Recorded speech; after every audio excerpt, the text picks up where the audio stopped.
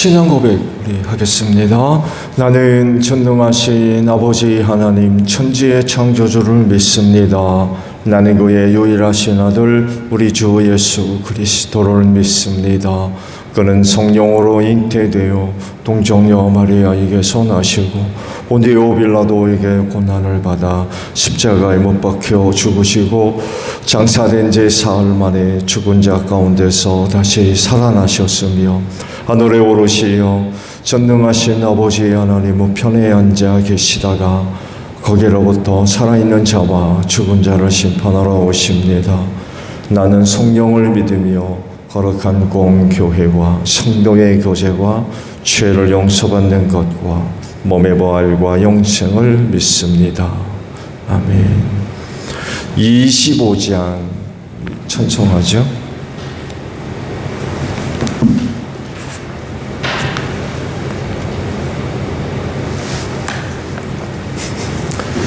찬송가 25장이에요.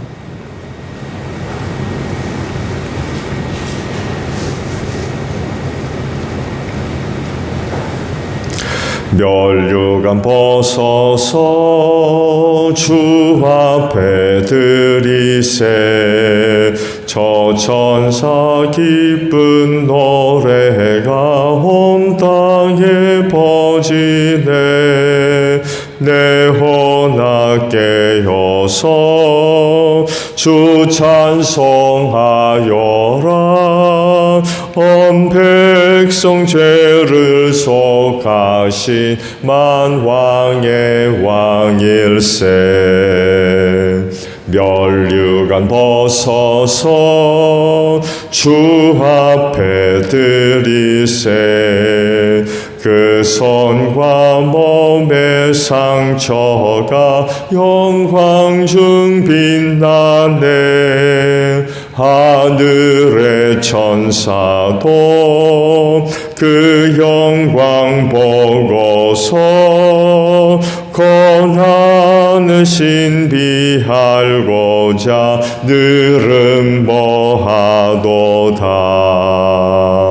멸류관 벗어서 주 앞에 드리세 온 세상 전쟁 그치고 참 평화 오겠네 주 보좌 앞에서 온 백성 엎드려 그 한량 없는 영광을 늘 찬송합니다. 아멘. 말씀을 봅니다. 민수기 7장 10절에서 마지막 절까지 저와 교독을 하죠. 민수기 7장 10절에서 마지막 절까지 저와 교독을 합니다. 제단에 기름을 부어 거룩하게 하던 날 지도자들은 제단 봉헌 제물을 가져와서 제단 앞에 바쳤다.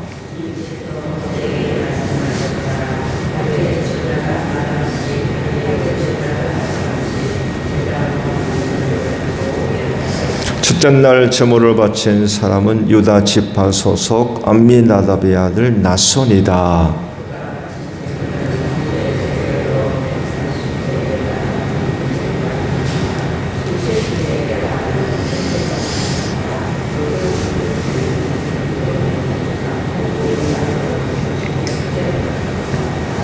십세겔 나가는 금지 안에는 향을 가득 담았다.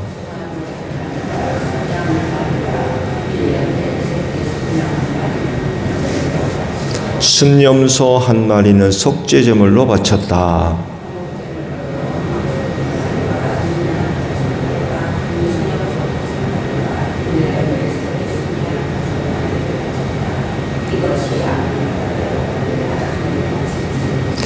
둘째 날에는 이사갈의 지도자 수알의 아들 느다넬이 제물을 바쳤다.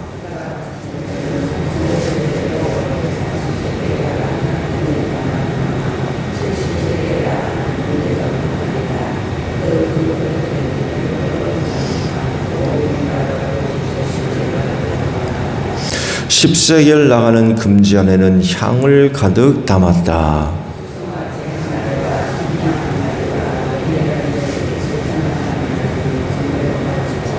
순념소 한 마리는 속죄제물로 바쳤다.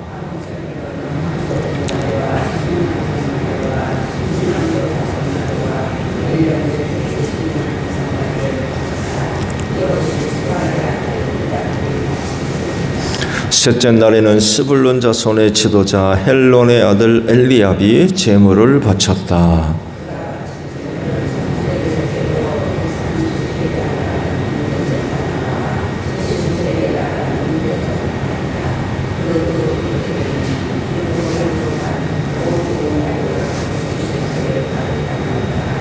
십세겔 나가는 금지 안에는 향을 가득 담았다.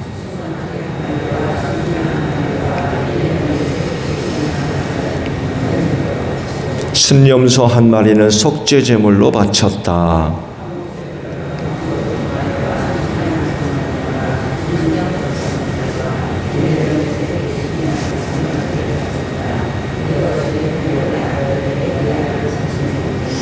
넷째 날에는 르벤 자손의 지도자 스데울의 아들 엘리술이 제물을 바쳤다.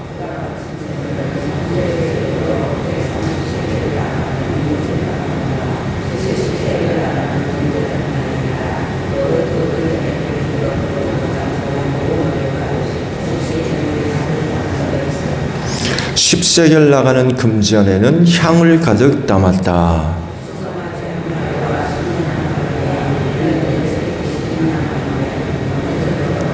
순념소 한 마리는 속죄제물로 바쳤다.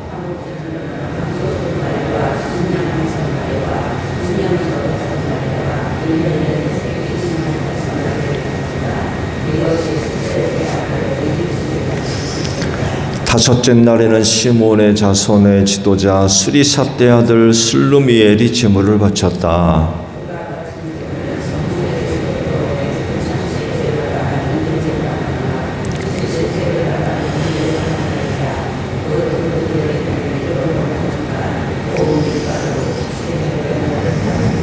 십세겔 나가는 금지 안에는 향을 가득 담았다.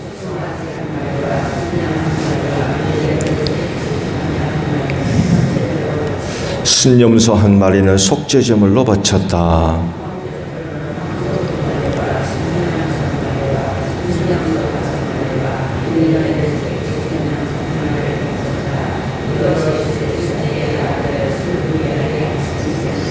여섯째 날에는 갓 자손의 지도자 루엘의 아들 엘리아삽이 제물을 바쳤다.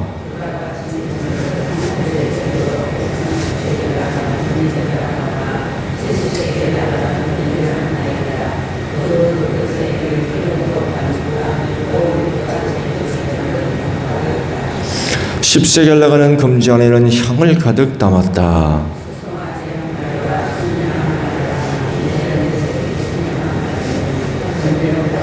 순념소 한 마리는 속죄제물로 바쳤다.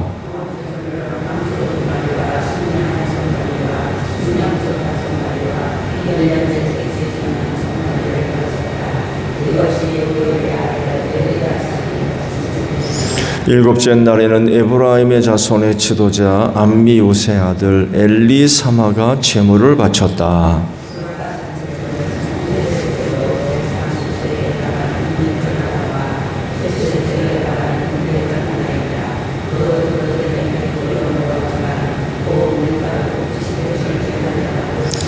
십세겔 나가는 금지 안에는 향을 가득 담았다.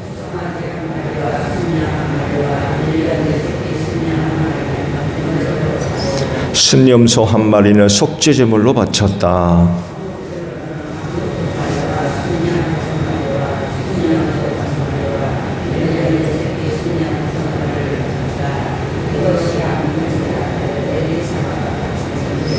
여덟째 날에는 므낫세 자손의 지도자 부다술의 아들 가말리엘이 제물을 바쳤다.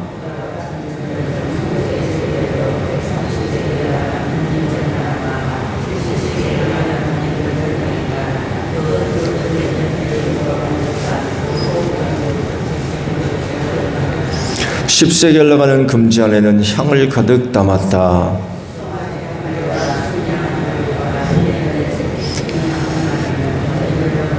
순염소 한 마리는 속죄 제물로 바쳤다.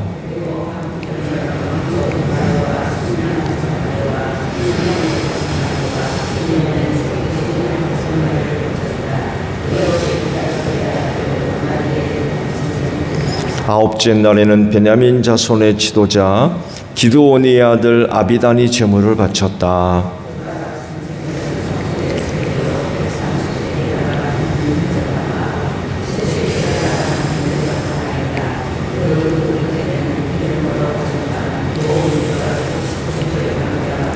십세겔 나가는 금지 안에는 향을 가득 담았다.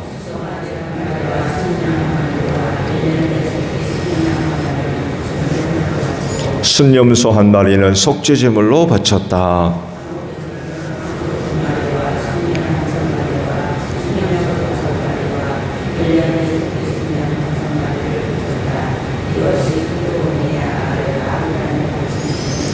열째 날에는 단 자손의 지도자 암미삿대 아들 아히에셀이 제물을 바쳤다.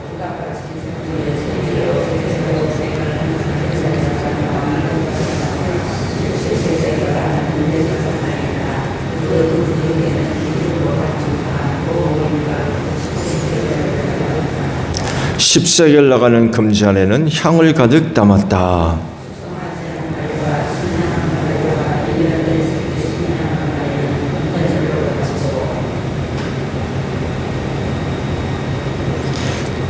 아멘. 아닌가요?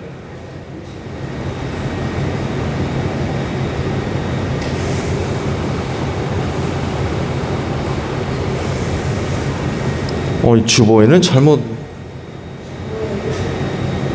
나갔네요.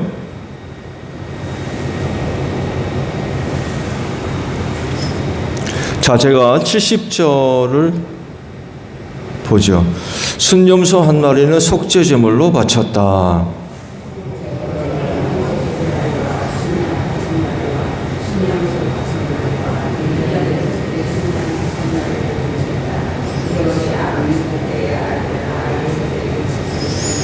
열한째 날에는 아셀 자손의 지도자 오그란의 아들 바기엘이 제물을 바쳤다.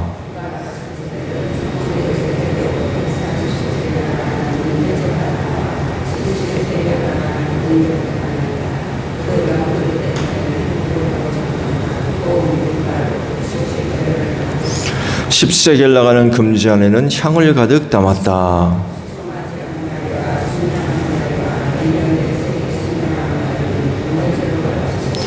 순염소 한 마리는 속죄 제물로 바쳤다.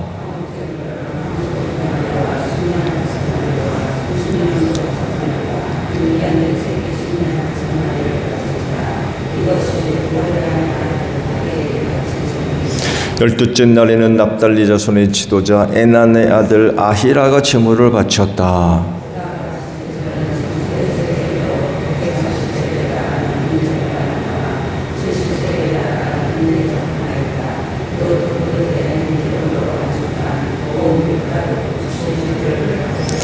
십세겔 나가는 금지 안에는 향을 가득 담았다.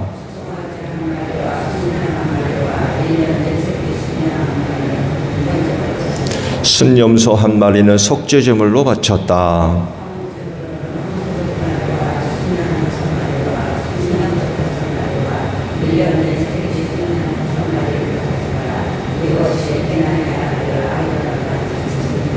제단에 기름을 부어서 제단을 거룩하게 하던 날 이스라엘 지도자들이 바친 제단 봉헌 제물은 모두 은쟁반이 12, 은대접이 12, 금잔이 12이다.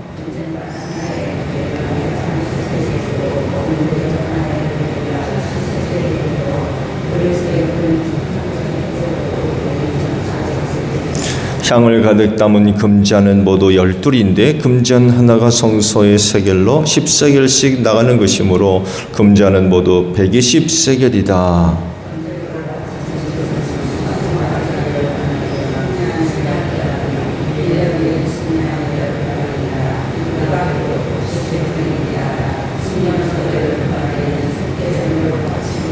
화목제물로 바친 짐승은 황소가 24마리, 순양이 60마리, 순염소가 60마리, 1년 된 순양이 60마리이다. 이것이 제단에 기름을 부어서 제단을 거룩하게 한 다음에 바친 제단 봉헌 제물이다.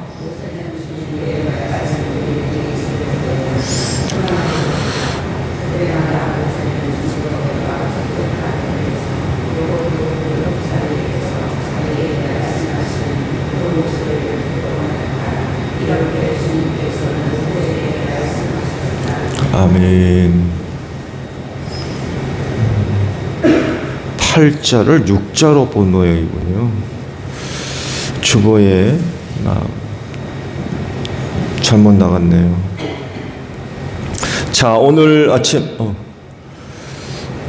아침에는요 11절에 있는 말씀을 저와 함께 나누도록 하겠습니다.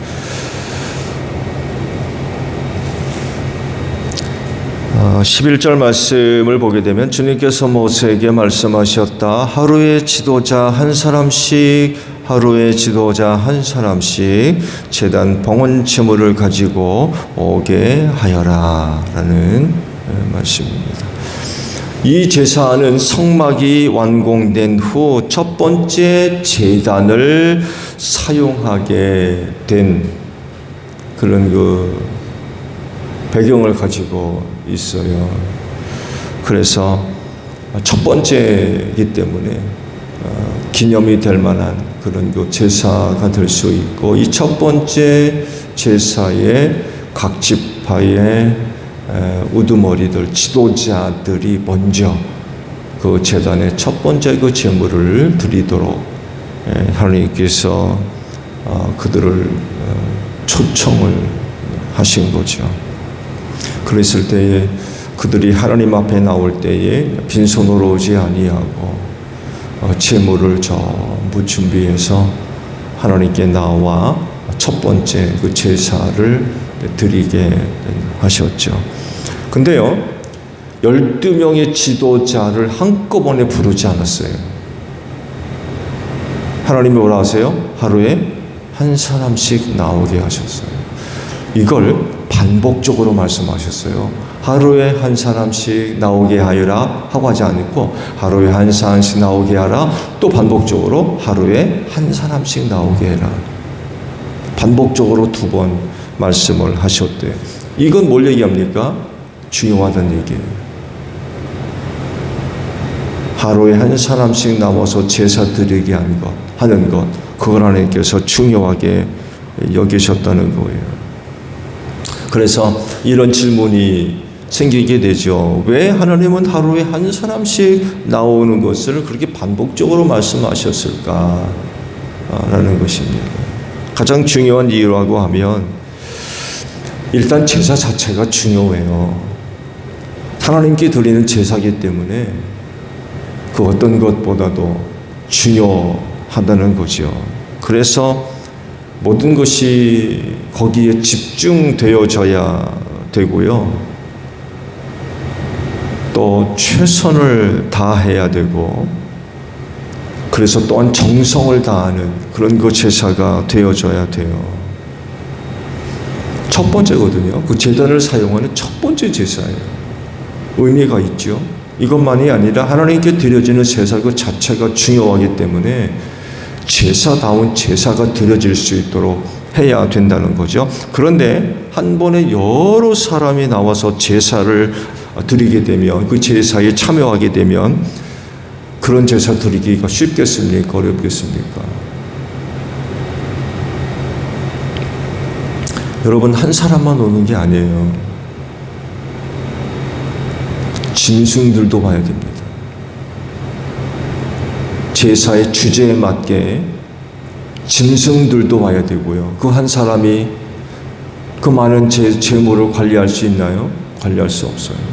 그 재물을 따로 관리할 사람들도 따라와야 돼요.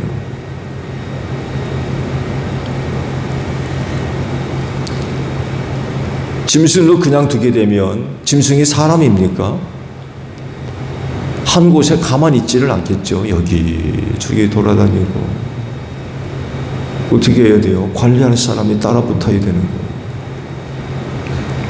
각 지파의 지도자 한 사람씩 나오라 그랬는데 한 사람은 나올 수가 없는 거예요. 굉장히 혼잡한 거죠.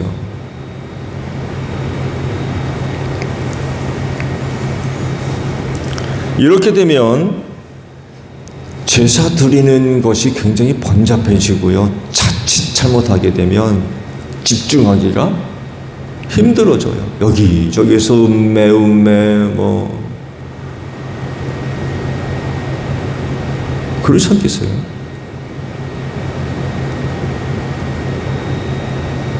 최선으로 드려져야 할 예배가 어려워지게 된다는 거예요.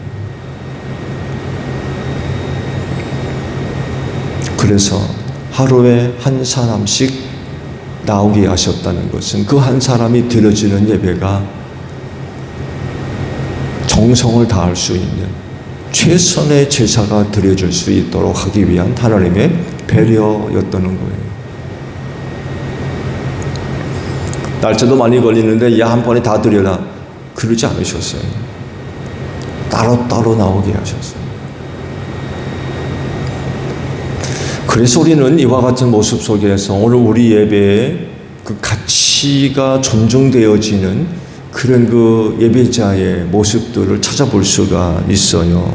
즉 다른 누군가가 하나님 앞에 나아가 예배를 드린다고 하면 그의 예배가 방해받지 않도록 최선의 예배가 되어질 수 있도록 도와야 된다는 거죠. 누군가가 하나님께 예배로 나왔는데 최선의 예배가 될 수 있도록 해야 되는데 그런 예배가 되지 않도록 도와주지 않는 거예요.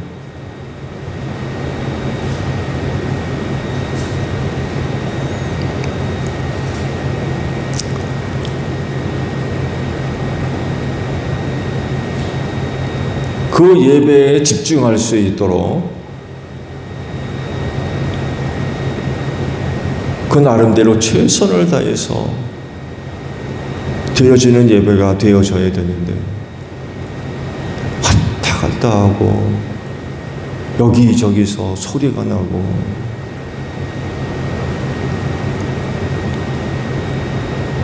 그 온전한 예배를 드려줘야 되는데 자꾸 눈에 거슬리고 귀에 거슬리고 그 예배에 집중하겠습니까? 예배에 집중이 안 되죠. 그래서 함께 드리는 예배자의 태도, 그 예배에 참여하는 또 다른 사람의 모습, 주의를 기울여 줘야 돼요. 그날에 하나님은 한 사람씩 나오게 하셨지만 오늘 우리 예배의 모습들을 보세요. 우리 새벽 제단만 하더라도 여러분이 나와 앉아 계시잖아요. 나 이외에 또 다른 사람이 하나님 앞에 나와 기도회를 드리고 있는데 그가 드려지는 그 예배가 온전한 예배가 될 수 있도록 또 다른 사람들이 도와줘야 된다는 거죠. 방해가 되지 않도록 해야 된다는 것입니다. 그래서 모든 예배자는요, 찬송할 때 찬송 부르십시오. 찬송할 때 기도하든지 순서에 맞게 하라는 거죠. 딴짓하지 말라는 얘기예요. 기도할 때 기도하고 설교 들을 때 설교 들으라는 거예요. 각 순서에 다른 것 한번 생각해 보세요. 다른 그 예배자가 도움을 받겠습니까? 찬송할 때 찬송해야 되는데 뒤에 앉은 사람이 자꾸 기도를 하네? 기도할 시간에 기도하지 않고 누군가 옆에 있는 사람이 자꾸 찬송 부르고 설교 듣는 시간에 설교는 안 듣고 딴짓하고 있는 거예요. 그 다른 예배자가 그 도움이 되겠습니까? 도움이 되질 않죠. 순서에 참여하지 않고 다른 행동을 한다든지 돌아다닌다든지 핸드폰이 삑삑 울린다든지 잡소리를 자꾸 낸다든지 누군가의 예배를 방해하는 거거든요. 전 그렇지 않아도 어제 낮 예배 녹화 이제 방송된 것을 쭉 들어보는데 잡소리가 그렇게 나네요.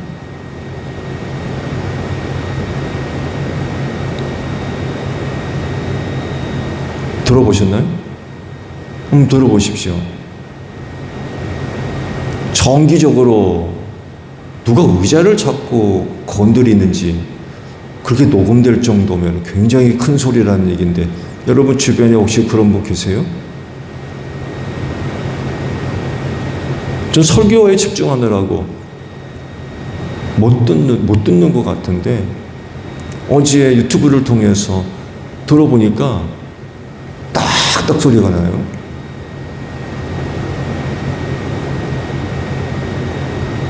그러면 누군가가 자꾸 소리를 낸다는 얘기인데 그럴 정도면은 여러분도 옆에 있는 분이면 듣는다는 얘기인데 그거 방치하면 안 될 것 같아요.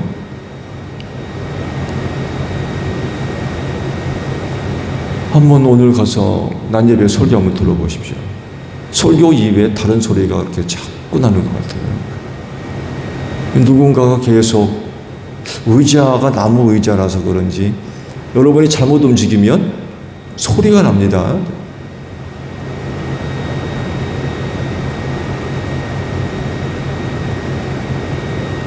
결국 그런 모습들도 또 다른 사람이 하나님 아버지 앞에 좋은 예배를 드리는 걸 돕는 게 아니거든요. 설교 시간에는 설교 소리가 나야 되잖아요. 그렇지 않나요? 설교 시간에는 설교자의 설교 소리가 나야 돼요. 다른 소리가 난다는 건 방해한다는 얘기거든요.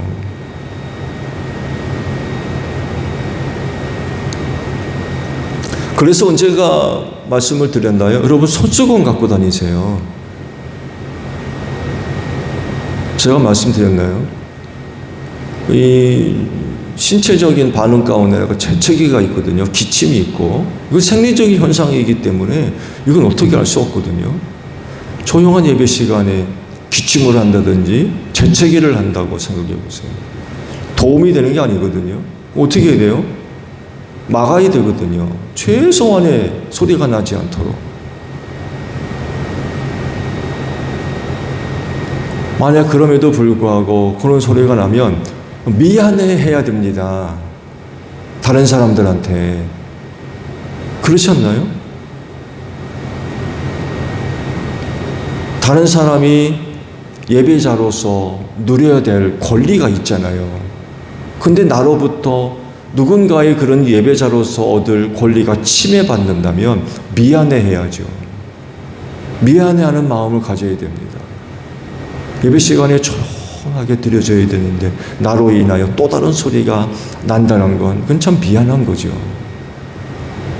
그 제가 그러잖아요. 저도 그래서 기침을 하든지 재칭을 하고 나면 죄송합니다라고 표현하는 게 바로 그런 이유 때문에 그런 거예요.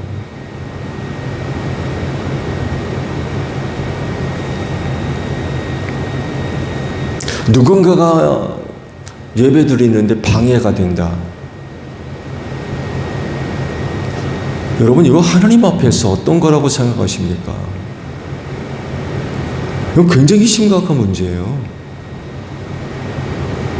하나님은 예배 받으시기에 합당한 분이시고 그래서 예배하라고 하시잖아요. 그러니까 오늘 말씀 보게 되면 각 지파의 지도자들이 제물을 준비해서 하나님 앞에 나와 제사 드리잖아요. 나한테 와서 제사 드리라는 거예요. 그럼 하나님이 그 제사를 얼마만큼 소중하게 여기시는가를 알 수 있잖아요. 그 드려도 말고 그런 게 아니잖아요. 그 예배자가 제물을 드린다고 해서 하나님이 그 제물을 잡수시는 분이겠습니까? 그런 분이지 아니잖아요. 그들의 믿음을 보시는 거거든요. 그들이 얼마만큼 나를 사랑하는지, 얼마만큼 나를 믿는지, 섬기고 있는지를 보는 하나의 척도거든요. 그러면 하나님을 예배하는 자는 그 예배가 최선의 예배가 될 수 있도록 해야 되거든. 오늘 말씀 보세요. 빈손으로 나오지 않거든요. 그들이 할 수 있는 최상의 제물을 준비해서 아버지 앞에 나와서 제사 드리는데 그 제사가 최선의 제사가 되도록 도와야 되는데 돕지를 않는 거예요. 자꾸 방해하고. 하나님께서 어떻게 보시겠습니까? 이렇게 보면 그건 정말 굉장히 심각한 문제가 될 수 있어요. 그 제사를 해방하는 것, 방해하는 것, 이 하나님이 어떻게 생각하시겠습니까?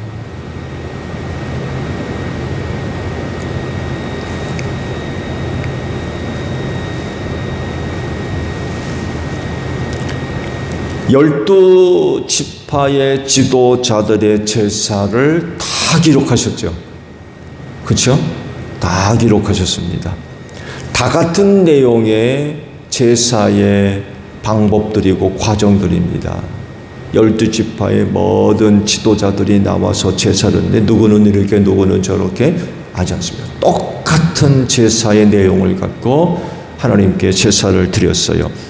함께 묶어서 12지파 지도자들이 나와서 이런 내용으로 제사 드렸더라 라고 기록하지 않고 각 지파의 지도자들의 제사 내용을 전부 다 기록하셨어요. 그렇죠? 왜 그랬을까요?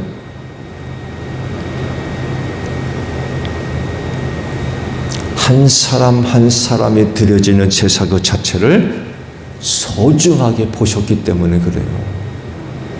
그러니까 전부 기록한 거예요. 우리가 하는 일을 생각해 본다면 12사람이 똑같은 내용으로 제사 드렸다면 한 번에 다 12지파가 이러이러한 내용으로 제사 드렸다. 그리고 끝날 수도 있어요. 근데 성경은 전부 기록하셨습니다.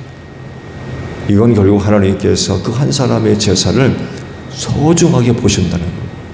그러니까 전부 기록한 거예요.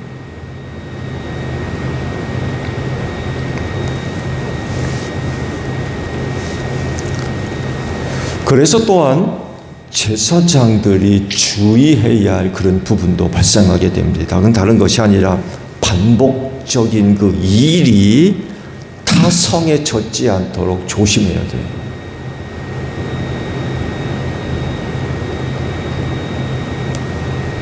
반복적으로 똑같은 일을 하다 보면 그 일들이 손에 익습니다.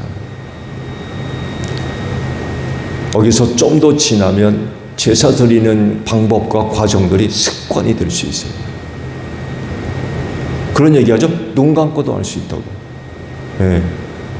자주 반복적인 일을 똑같이 하다 보면 눈 감고도 할 수 있는, 이게 잘못된 방향으로 흘러가게 되면 타성에 젖는다고 그러죠. 타성. 이렇게 되게 되면 참된 제사가 아닌 타성에 젖은 일이 될 수가 있어요. 즉 제사 그 자체가 아니라 일이 되는 거예요. 일. 여러분, 제사는 일이 아닙니다. 여러분이 드리는 제사가 일인가요? 여러분, 하나님께 드리는 제사는 일이 아닙니다. 제사는 하나님의 사랑이며 감격입니다. 그건 여러분의 믿음이에요. 결코 일로 변질되면 안 돼요.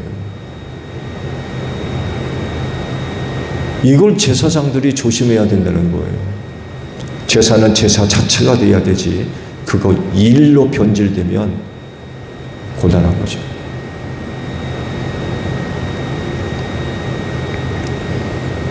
그런데 일이 되고 습관이 되고 타성에 젖게 되면 하나님께 드려지는 제사가 제사로서의 가치, 하나님을 향한 사랑, 감격, 믿음, 변질되기 쉬워요. 최선의 예배를 못 드리게 된다는 거죠. 제사장도 사람인지라 자칫 잘못했다가는 하나님께 드리는 제사가 변질될 가능성이 굉장히 큰 거예요. 이뿐만이 아니라 반복적인 제사로 말미암아서 자칫 잘못하게 되면 또 탈진할 수도 있어요. 날마다 달라지는 제사가 아닙니다. 똑같아요. 똑같은 일을 반복적으로 합니다. 평생 늘 같은 제사, 방법, 과정, 내용이기 때문에 잘못하면 쉽게 지쳐버려요.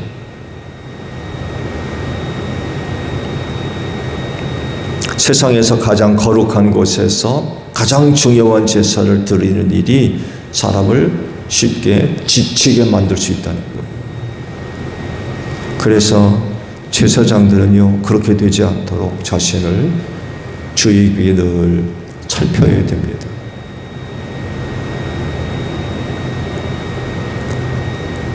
구약시대만 하더라도 제사 드리는 일이 거의 육체노동이에요. 짐승들을 잡아야 되거든요. 각을 떠야 돼요. 각 부위별로 전부 나눠야 돼요. 이거 쉬운 일이 아니에요.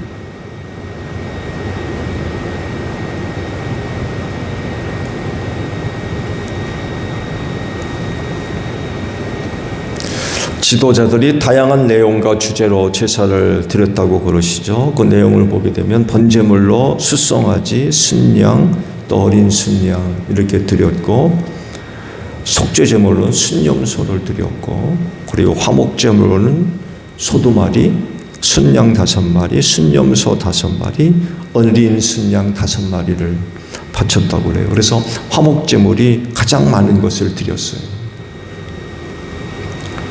이렇게 화목제물이 가장 많은 이유가 뭘까요? 그건 하나님께 드리는 제사는 하나님과의 1:1의 관계만이 아니라 하나님 안에서 또 다른 사람과의 교제, 친교를 또 중요하게 여기신다는 것을 그 화목제물 속에서 발견할 수가 있어요. 그래서 화목제사는요, 그 제사를 드린 후 제물 드린 사람이죠. 제주와 제사장과 이웃들과 더불어서 하나님 앞에서 함께 먹게 했습니다. 교제를 나누게 하셔서 친교를 나누게 하신 거죠. 그렇기 때문에 참된 예배는 성도 간의 교제가 빠지면 안 돼요. 그래서 재미난 얘기도 있잖아요. 예배 드리러 와서 성도의 얼굴을 보고 가는 게 아니라 뒤통수 보고 간다고. 이게 무슨 얘기예요? 교제가 없다는 얘기예요. 1시간 내내 앉아가지고 성도 뒤통수만 보고 가. 이게 무슨 성도 간에 교제가 있느냐는 거예요. 내 말씀을 드린 대로 하나님은 1:1의 제사만 중요한 게 아니라 하나님 안에서의 또 다른 교제, 또 다른 성도들과의 교제를 중요하게 여기신다.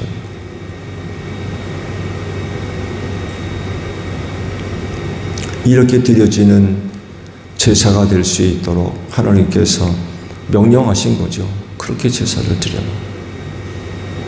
오늘 우리 예배도 그런 그 예배가 되어져야 되겠죠.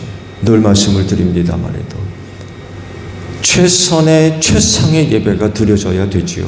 근데 이런 예배는 못 드려요. 이런 예배는 아마 천국에 가서야만이 예배가 드려질 겁니다. 왜냐하면 우리는 연약해서 최선의 예배를 드리고자 하지만 못 드려요. 그럼 차선으로 드려야 되잖아요. 근데 차선도 안 되는 경우가 있어요. 차차선으로 드려야 되고, 다른 것도 아닌 하나님께 드리는 예배이기 때문에 1차적으로는 최선의 예배가 될 수 있도록 해야 되겠죠. 나 자신도 그런 예배가 될 수 있도록 해야 되고, 그 예배에 참여하고 있는 또 다른 사람도 누군가가 드려지는 그 예배가 최선의 예배가 될 수 있도록 도와줘야 돼요.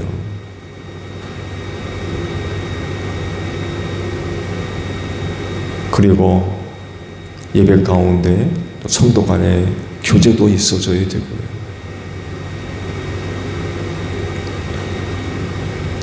나는 어떤 예배를 드리고 있나요? 하나님께서 원하시고 바라시는 그런 그 예배가 드려지고 있는지 모르겠습니다. 예배의 성공자들이 되십시오. 실패자가 되면 안 됩니다. 어제 주일은 어떤 예배가 드려졌습니까? 평생을 예배해야 되고, 우리는 천국에 가서 영원토록 예배해야 될 사람들.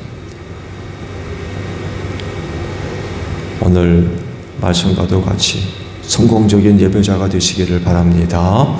주기도문 합니다. 하늘에 계신 우리 아버지, 아버지의 이름을 거룩하게 하시며 아버지의 나라가 오게 하시며 아버지의 뜻이 하늘에서와 같이 땅에서도 이루어지게 하소서. 오늘 우리에게 일용할 양식을 주시고 우리가 우리에게 잘못한 사람을 용서하여 준 것 같이 우리 죄를 용서하여 주시고 우리를 시험에 빠지지 않게 하시고 악에서 구하소서. 나라와 권능과 영광이 영원히 아버지의 것입니다. 아멘. 기도하겠습니다.